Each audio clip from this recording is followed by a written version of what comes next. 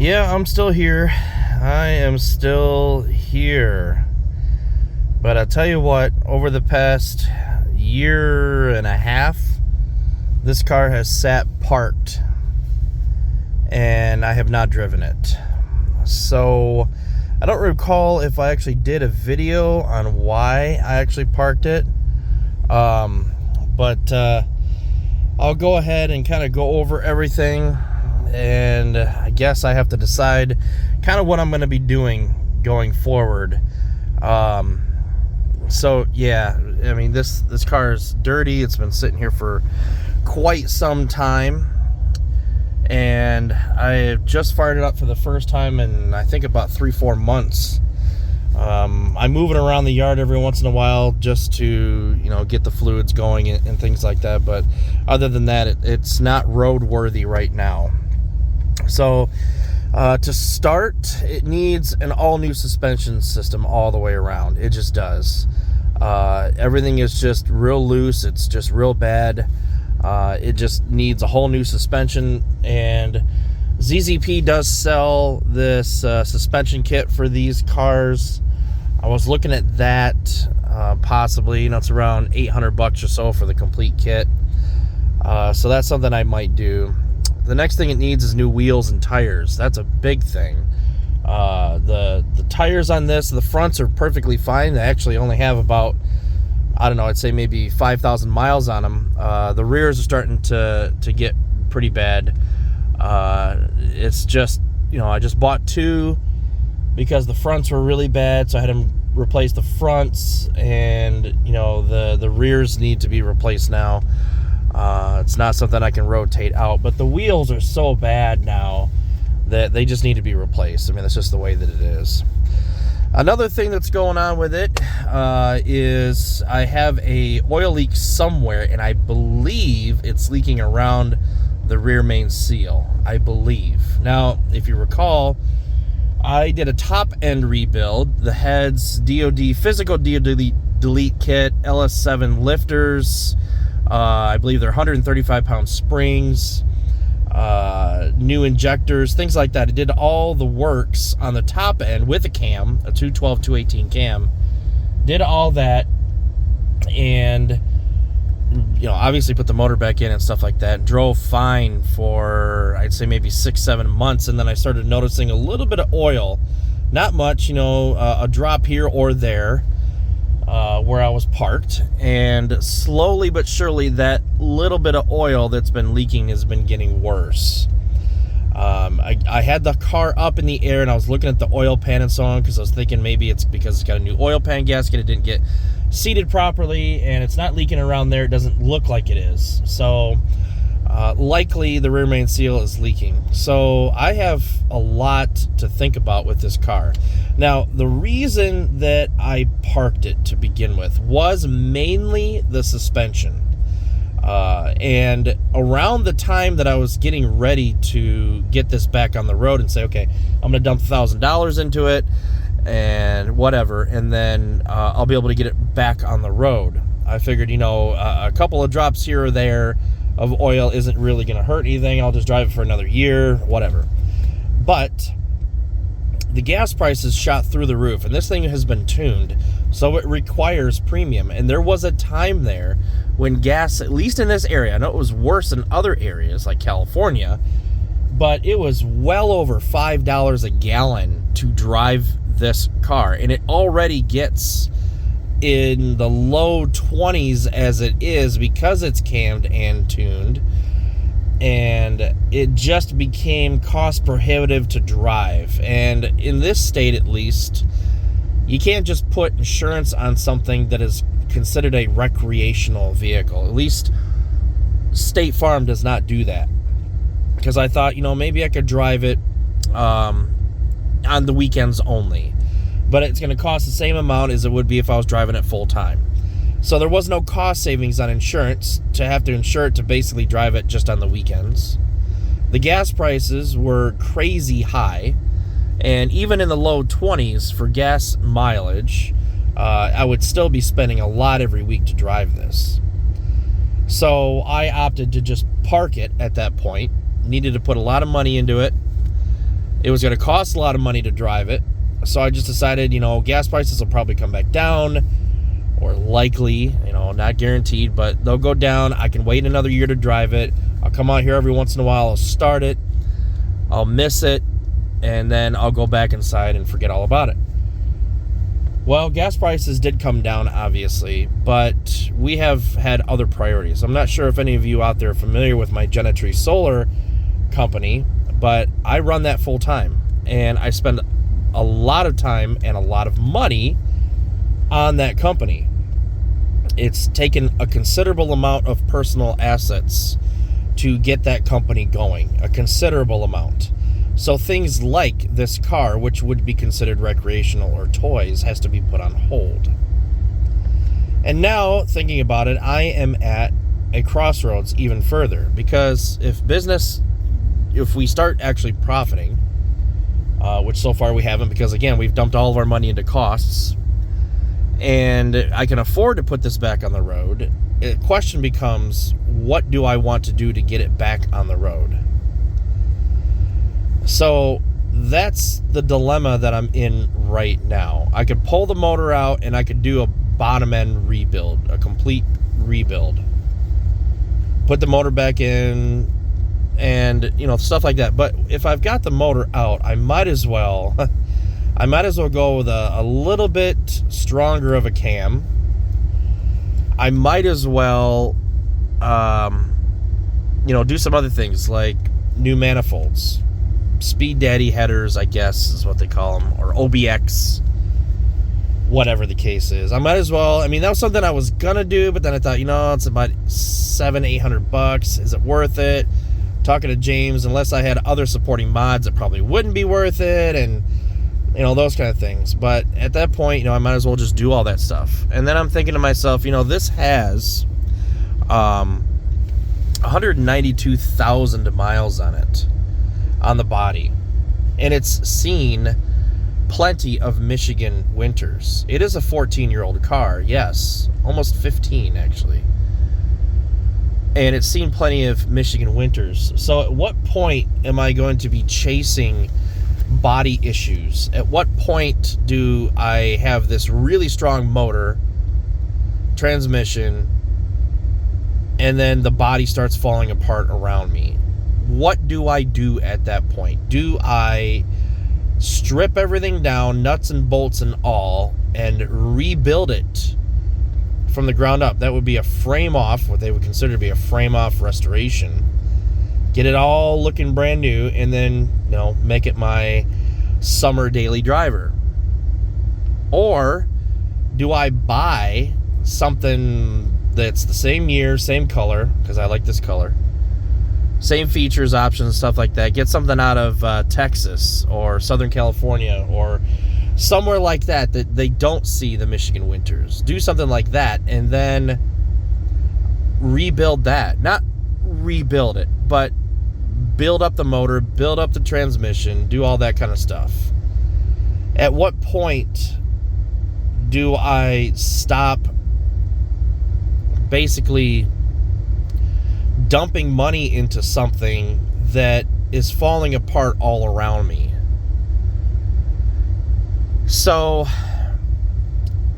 when I first got this car, it had seen every winter. I think it was, we're going on 8, 9, maybe even longer, maybe 10 years now that I've had this car.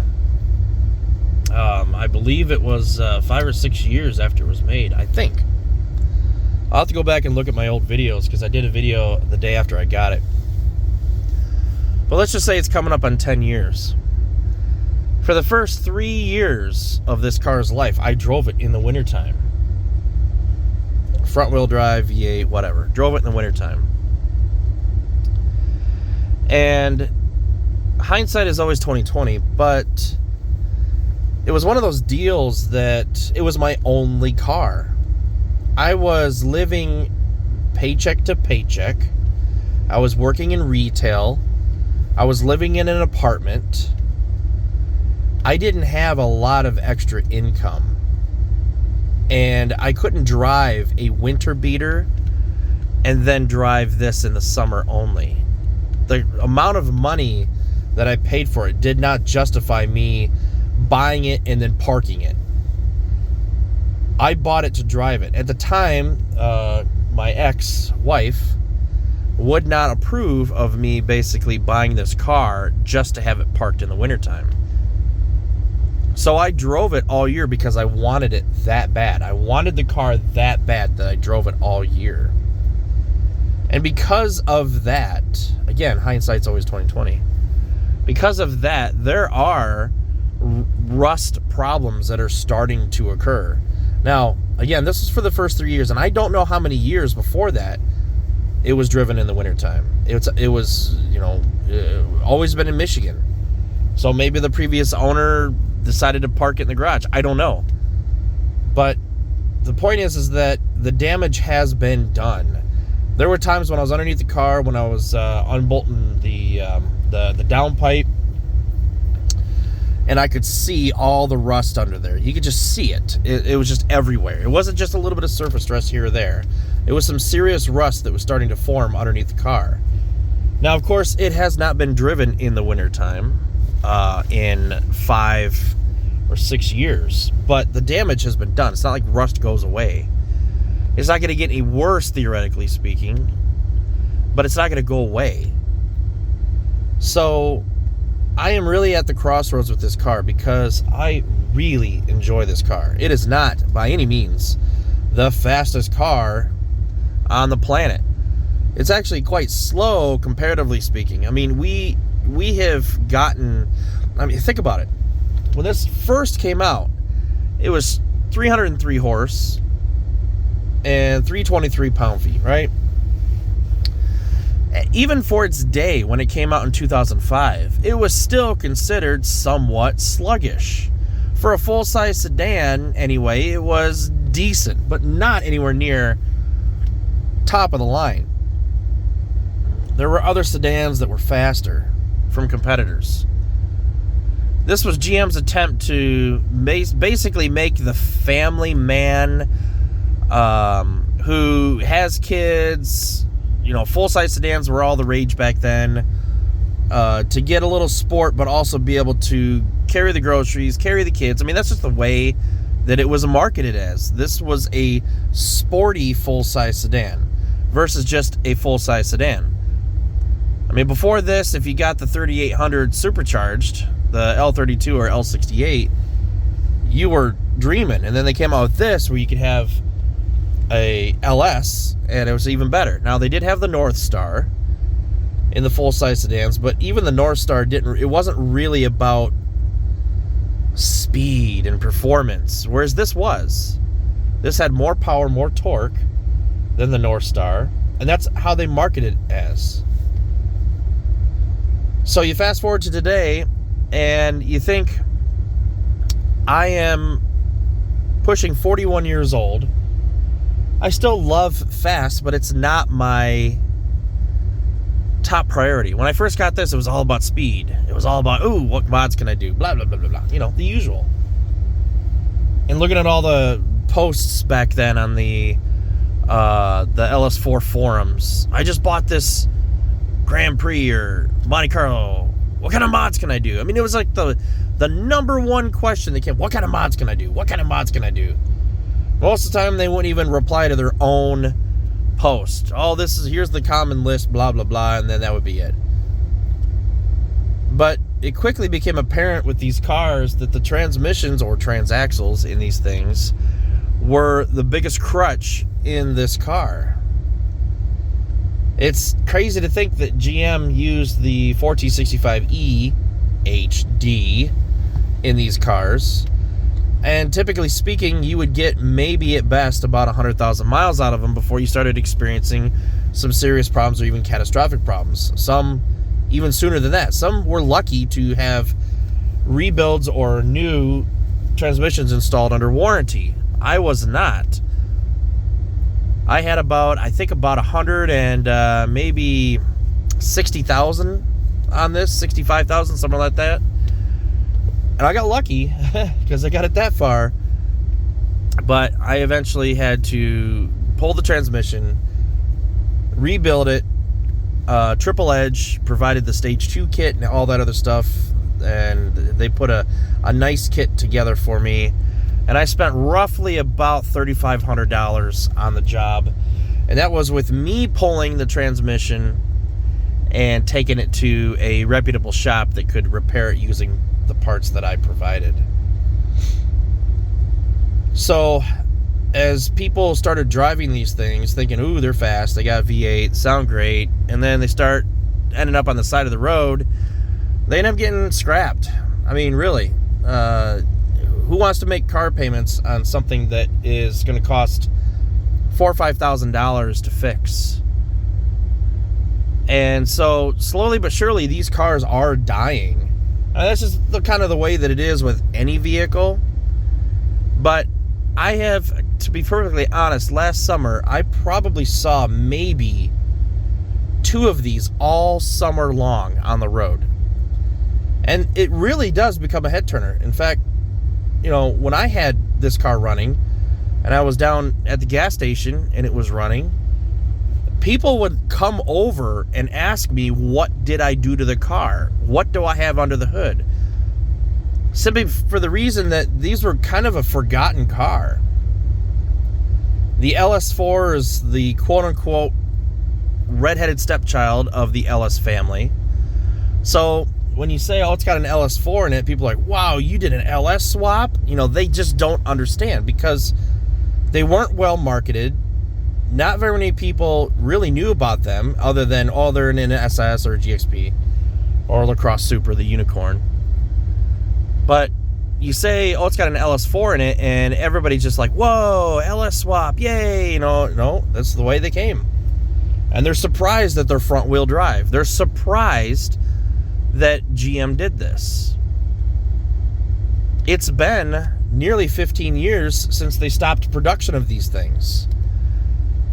So they're getting harder and harder to find. And to my surprise, the prices have not gone way up as a result. But mark my words, in the next 5 years, these things are going to be commanding money like any other car does after about 20 years. They're going to be harder to find. They're going to be rare. And when people find them, they're no longer going to be just the hand-me-down car or the car that you find on the used car lot in the city or anything else like that. They're going to be scooped up by collectors, people who buy them for a specific purpose, and that is to enjoy them. Not just a daily driver that's a beat-up whatever that, oh, it's got a V8 kind of crap. I mean, that's just the way that it is. So I have a lot to think about when it comes to this car. I thoroughly enjoy driving it, and I thoroughly enjoyed making videos on it, but I gotta face facts here. I mean, I am so old school now. I am just so irrelevant now that I could go back to doing repair videos and stuff like that, but there's 10 other videos on YouTube doing the same thing. How to remove the stereo in a Grand Prix, 2004 to 2008 Grand Prix. How to remove the driver information center. I mean, there's videos everywhere now. I mean, when I first started doing this, it was quite rare to see Grand Prix videos. It really was. It was not something that you did. And then all these automotive channels that just basically get cars that come in for service or whatever, they just record themselves doing the service. They do a video on it, whatever. All those YouTuber channels, all those professional garages and stuff like that took over. I mean, they literally did. That's not to say that I was a pioneer in any way. There were other videos, but they were few and far between. Now, anything on YouTube, anything. You search for anything on YouTube, and it's there. You can find it. You can do anything now on YouTube because everybody and everybody else has already covered it. Yes, it was pioneering back in the day. You had these videos. You know, I remember being on my back when I did things like the glove box and all this other stuff. I mean, I remember all of this stuff. It was difficult to put a video together. It took a lot of time. And nowadays, you got professional cameras and you've got professional lighting. You've got people who are very charismatic about talking and things like that, and they basically do the video, they get the point across, and then it's the next one, and they do millions of these videos. So the whole GP vlog thing, the Grand Prix vlog thing, really isn't very relevant anymore. The take a drive with me stuff, you know, I could still do some drive videos, but they're not really appealing anymore, because vlogging in a car, now everybody does it. Everybody does TikTok. Everybody does, I mean, it's things, the landscape has changed so much that I don't feel it necessary to go back to how do you remove the HUD and how do you do that and how do you, you know, it's just because it's been done a lot. And the people, I was striking while the iron was hot, because the people who were getting the cars at the time that I got it were off leases, off loans, you know, the 5-year loans. They were trading them in. I mean, they were going, so they were getting cheap. More people had access to them, and so they would get them, and then they'd have a problem, and they want to know, and all that other stuff. And those days are gone. You just don't see anybody these days wanting to replace a HUD or fix it or whatever. Yeah, there's a few people for sure, but you type in, you know, Grand Prix HUD replacement, and you get 1,000 videos, because everybody's done. It's been done. So I don't think that it's really is practical to be doing any of those type of videos anymore. I just don't. You know, I just don't. I might still do them. I mean, it depends on if I decide to go with another car. I don't know. It just depends. So I've got a lot to think about. But one thing's for sure, I miss driving this car, and I want to drive it again. I really do.